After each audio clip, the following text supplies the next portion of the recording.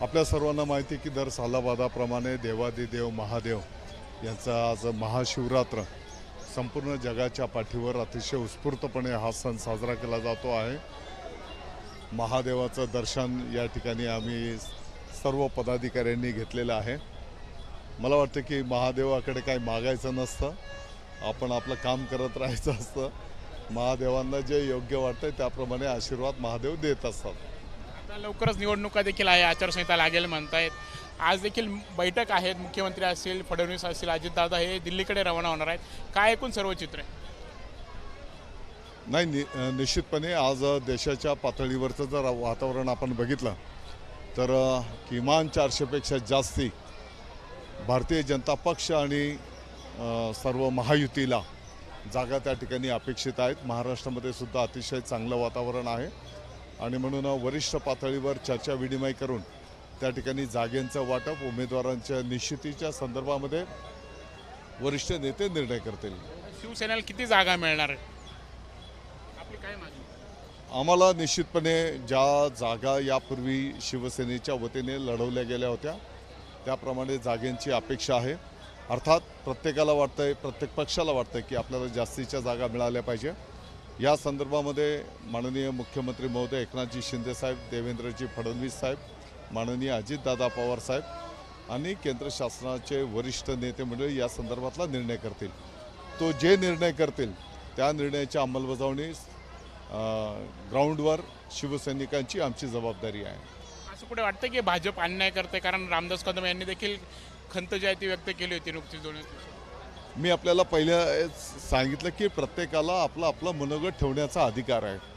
अर्थात वरिष्ठ पातळीवरचे नेते मंडळी जो काही निर्णय करतील त्या निर्णयाची अंमलबजावणी करणं आमची जबाबदारी असणार आहे। छगन भुजबळ म्हणतायत की जी जागा शिंदे गटाला जेवढ्या जागा मिळतील तेवढ्याच आम्हाला देखील हवं आहे।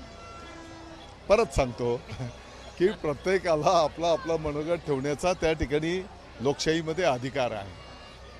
आता उद्धव ठाकरे भाषणात म्हटलेलं आहे की शिवसेना आणि ही संपत्ती माझी वडिलोपार्जित आहेत म्हणून, आणि दिल्लीत लवकरच आपण आपलं सरकार देखील आणू असं ते म्हणतात। मला वाटतं की असं बोलून आम्ही हिंदू हृदय सम्राट शिवसेना प्रमुख माननीय बाळासाहेब ठाकरे साहेबांचं जे व्यक्तिमत्व आहे की जगाच्या पाठीवर त्यांना हिंदू हृदय सम्राट ही पदवी सर्वसामान्य नागरिकांनी दिली, शिवसैनिकांनी दिली, आणि म्हणून त्यांना एक मर्यादित करणं ही गोष्ट काही उचित नाही।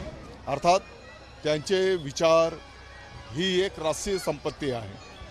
हिंदू हृदय सम्राट शिवसेना प्रमुख माननीय बाळासाहेब ठाकरे ही राष्ट्रीय संपत्ती आहे, ती कोण एका व्यक्ती, एका कुटुंबाची होऊ शकत नाही। राज ठाकरे नाशिक दौऱ्यावरती आहेत, उद्या त्यांचा मेळावा देखील होणार आहेत, लोकसभेचे ते रणशिंग फुंकणार आहेत, महायुतीसोबत येतील वाटतंय, आलं तर स्वागत राहील। त्यांना शुभेच्छा, आणि या संदर्भातलाही निर्णय हा वरिष्ठ पातळीवर होईल। शेवटचा प्रश्न, राहुल गांधी आता भारत न्याय जोडो यात्रेत येणार आहे, मालेगावला देखील येणार आहेत, चांदवडला शेतकरी मेळावा घेणार आहेत, सरकारचं जोरदार हल्लाबोल करतील अशी देखील शक्यता आहेत। कसं बघतात त्यांच्या न्याय जोडो? त्यांनाही शुभेच्छा। त्यांचाही मालेगाव असेल, निवडणुका लागल्या की ह्या यात्रा निघतात। मला वाटतं की आपण 12 महिने 24 तास शिवसेना प्रमुखांची जी शिकवण आहे, 80% समाजकारण आणि 20% राजकारण असं कार्य करणारे आपण सर्वजण कार्यकर्ते आहोत, आणि नेहमीच जनतेमध्ये शिवसैनिक असतात। त्याच्यामुळे ह्या निवडणुकींच्या काळापुरत्या यात्रा, खूप काय बोलणं, आरोप करणं या गोष्टींना सर्वसामान्य जनता थारा देत नाही। एबीपी माझा, उघडा डोळे बघा नीट।